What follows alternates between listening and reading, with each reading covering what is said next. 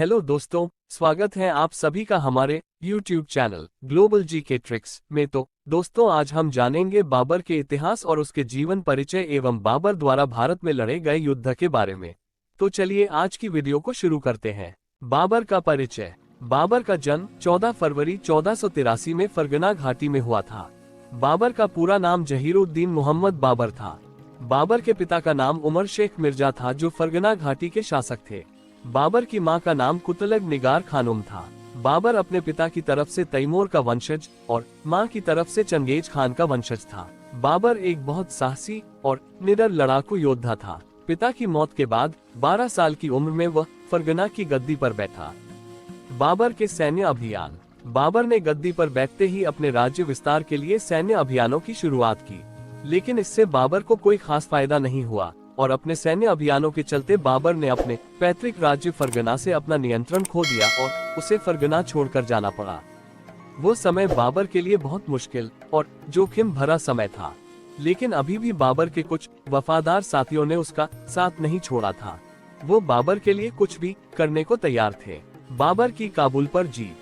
इसी दौर में आगे बढ़ते हुए बाबर को अपना राज्य वापस पाने के लिए कुदरत ने उसे एक अच्छा मौका दिया और इस मौके का फायदा बाबर ने बखूबी उठाया और उसने 1504 ईस्वी में अफगानिस्तान के काबुल और 1507 ईस्वी में कंधार पर चढ़ाई करके उसे युद्ध में जीत लिया और अपने अधीन कर लिया।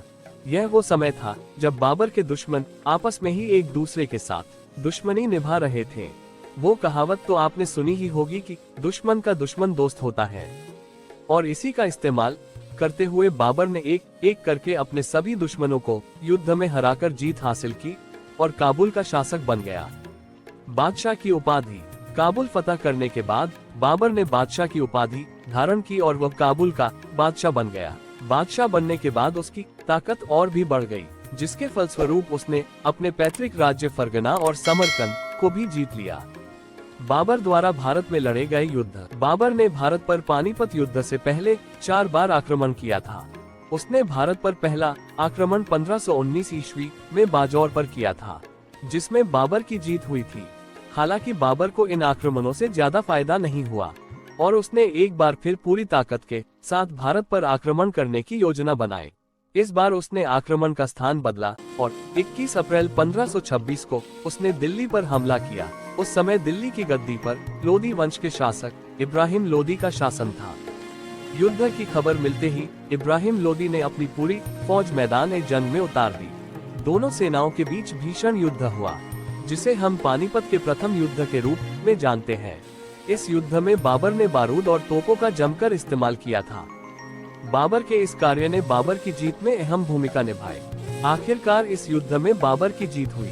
ये युद्ध भारतीय इतिहास का सबसे महत्वपूर्ण युद्ध माना जाता है। यह वो दिन था जब भारत में मुगल साम्राज्य की नींव रखी गई।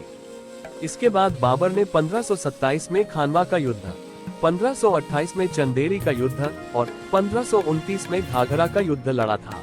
इन सभी युद्धों में बाबर की जीत हुई थी। बाबर की मृत्यु। मुगल बादशाह बाबर ने अपने आखिरी समय में भारत के लगभग ज्यादातर हिस्सों पर अधिकार कर लिया था। 26 दिसंबर 1530 में बीमारी के चलते आगरा में बाबर की मौत हो गई।